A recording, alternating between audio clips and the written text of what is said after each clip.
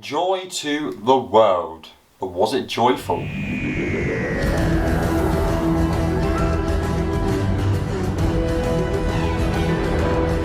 Yes, it was. I thoroughly enjoyed Joy to the world. Welcome back to New Who HQ. Happy New Year, happy 2025. I'm doing this review now because I went home for Christmas.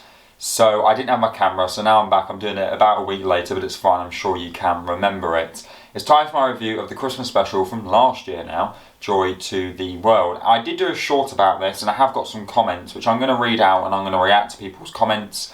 So that's cool. My initial thoughts are it's pretty alright on the cusp of good. Remember, I don't like Christmas specials as it is. Very, very cheesy, but, you know, I'm a Scrooge, so it's nothing to do with the actual episode, it's just my emotional well-being during Christmas time. By the way, it's not very Christmassy. First thing, it's not very Christmassy. There's a Christmas tree in the Time Hotel. That's about it, apart from the kind of, well, the ending, where it's in Bethlehem, the Christmas story.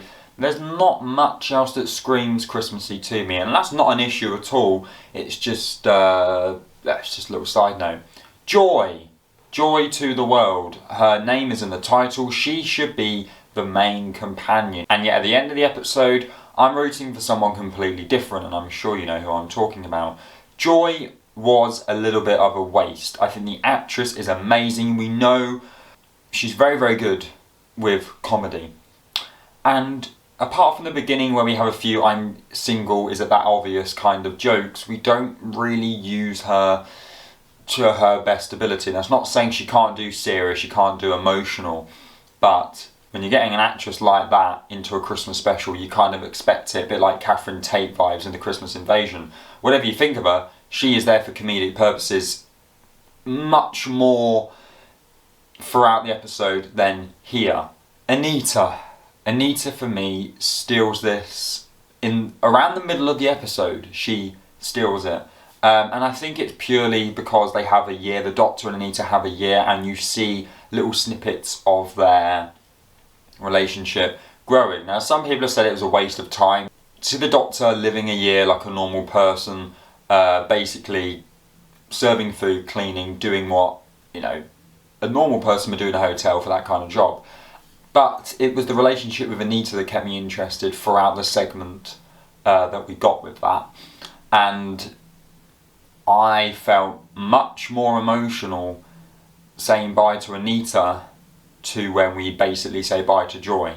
And Joy's ending is right at the end of the episode. It's a massive build-up. It's kind of the main event for her.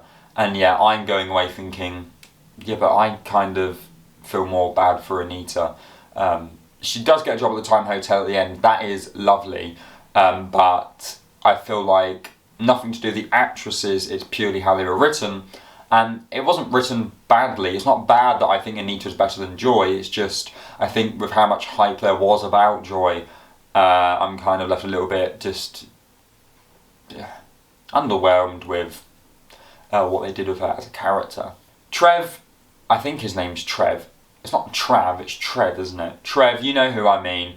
I like him. I like him a lot. I was very, very happy when Trev returned at the end.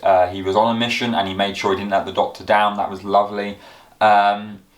He's killed off very, very quickly, but he is sort of the main centre of the first 5 or 10 minutes alongside the Doctor, and he is sort of thrown into this conundrum with this suitcase which is killing people if you're touching it. So that is, he is used as, he's still used very, very well. He still contributes to the story despite him being killed off pretty quickly. The actual story, the idea of it was really, really, really good. I think the ending with I do things out of order. The ending where we have Joy's mum who is in hospital, that's a really emotional scene. And I said I felt more with Anita, but I'm not saying this wasn't strong as well. And this is, again, fantastic proof that Joy can act in all an array of emotions and characters.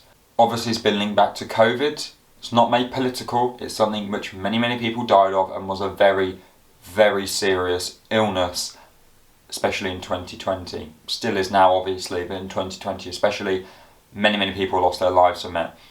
And I think to touch upon it in the way that it did was fine. There's nothing wrong with that at all. It's not too political. It's not trying to virtue signaling, send out a message. No, it's using something which a lot of people felt heartbreak from for a Doctor episode, which worked well with the story. And the whole idea of the hidden door, which I certainly do think of when I go to a hotel, and I always wonder what is behind that door. Steven Moffat does play around with that idea really well. He plays with our imaginations. I will admit, it's a very Moffat-y story. I have a very up and down relationship with Steven Moffat's writing. I do think that weirdly his finales are better than Russell T Davies's, despite some of his finales being completely and utterly all over the place. But I always kind of get more from it, and when you understand the Moffat-y type of writing, I completely love him more as a writer than anyone else on Doctor Who. For this, maybe it got a little bit too complicated, maybe because it was Christmas Day and I kind of was tired, but I watched it twice. I watched the episode twice, and on the second time I was still a little bit... what I get at is that it was kind of... the suitcase was COVID, that you get past it and then you die. I don't know if that makes any sense or if I'm completely wrong, but that's the vibe that I got.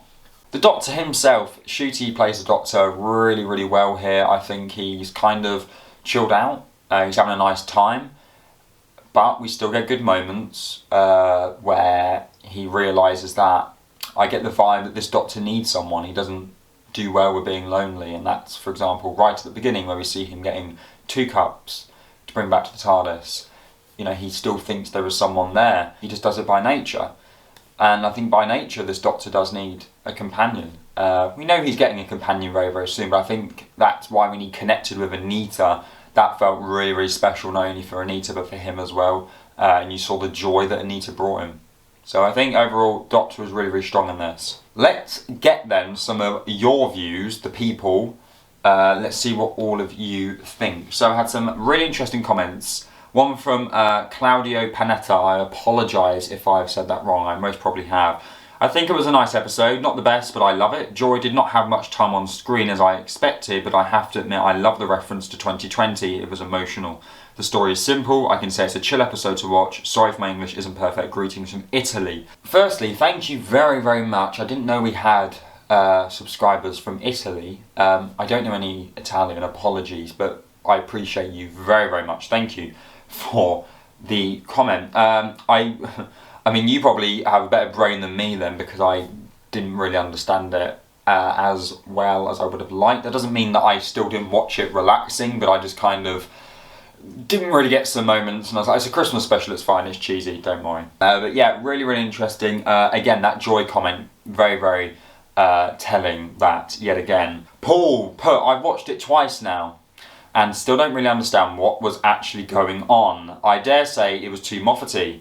I did like the scenes with Anita, but in the scheme of things, it didn't really help with the episode overall. Why was anyone doing what they did? Why did previous holders of the briefcase have to die? Villain's plan made no sense. Were all the other characters in time important? I'm so confused. Well, Paul, I can't answer your queries because I also haven't got a clue myself. I think the only thing I can say is it's a Christmas special.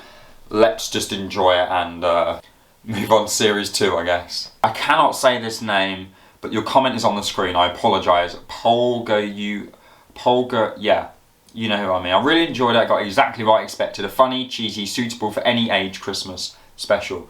You have just reminded me that there are some very funny lines in this. I think Joy has some funny lines, especially in the beginning, but the main thing that I full on started laughing at was the Dalek reference with the plunger. Thought that was fantastic. And Hayley put, very funny of the T-Rex with Joy and the Doctor. Yeah, the dinosaur was extremely random. It looked good in the trailers. It certainly kept me suspense in the trailers. in the actual story, it was certainly very, very interesting, to say the least.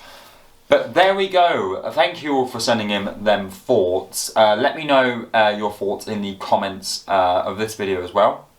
Overall, I'll give it a solid 7.2 out of 10.